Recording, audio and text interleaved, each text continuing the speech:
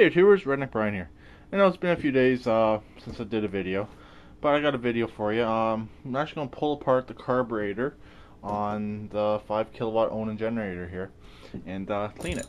It needs to be done, and I picked up some carb cleaner. It's up over there on the bench.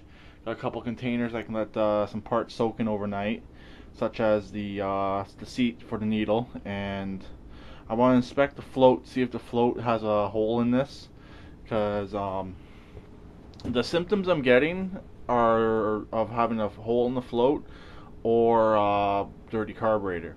Someone suggested that the muffler could be plugged. It is a possibility as well.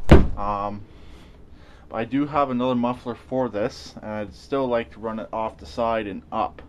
But obviously I cannot come out past the tire, because that will limit my clearance for moving this around.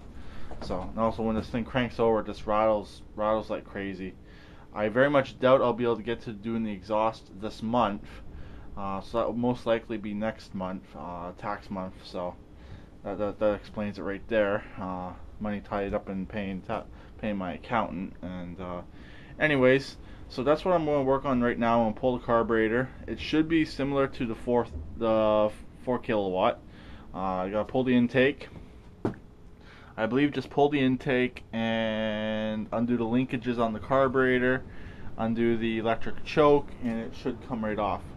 I don't know if you can hear in the background, it's extremely windy out. That's why I'm in here, obviously, and I'm trying to keep the door closed. The one door is not wanting to stay shut. I gotta get a pin. I'll show you. I gotta get a pin on there just to hold the one shut. So this is my primary door right here. Now they both want to open. Sometimes if you slam them hard enough, they will stay shut. But anyways, that's what I'm working on right now, and stay tuned. Quick update. I have gotten pretty much everything out of the way. Got the fuel pump out, got the gas tank out, battery is slid to the back. It seems like this almost shares an intake and exhaust. It shares a few bolts together. I've had the exhaust manifold off on this before, but it shares similar bolts. So I'm gonna have to undo the exhaust as well, get it back as far as I can. I got a little bit of room, as you can see down there, to move the exhaust back a bit. There's also a little bit of room I can lift it up, and then I can take the intake off. Stay tuned. Okay, just finished cleaning up some parts. I cleaned up the intake. I have no idea what this thing does, but it has a vacuum. Listen. There's a diaphragm in there, and it was hooked up with a spring, but this wasn't hooked up. So I gotta figure out where that goes to. I think it most likely goes to the throttle. So that's where I'm going to put it on. Then it shoots out a little bit of air out here, and it shoots into the intake. I have no idea what it does. If anybody knows, be appreciated if you could let me know. Got all this stuff sitting over here. I'm going to attempt to save some of this carb cleaner. As you can see, I'd leave the rod sticking out. I couldn't get it off, so no big deal. This stuff does evaporate. I had some in there. As you can see, there's no more. And I did have a bit bigger container, but I didn't really want to use them. So the main carb gasket is good still, as you can see.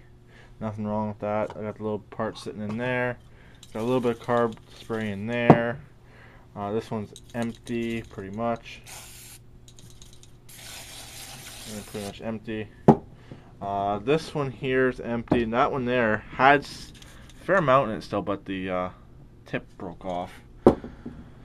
But that's pretty much it for now.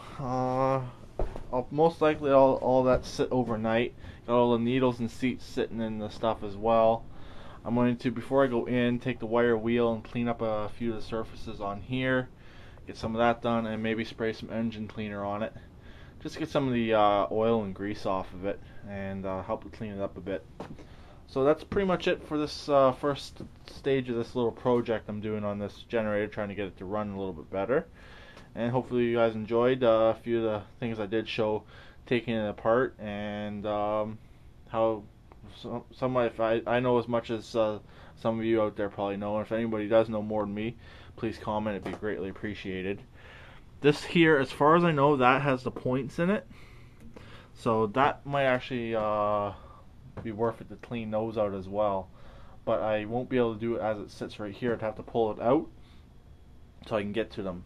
Because the little door opens up on the back. Right, there's a screw on this side, screw on that side, where that opens up. And also I gotta figure out how to fix this PCV valve right here.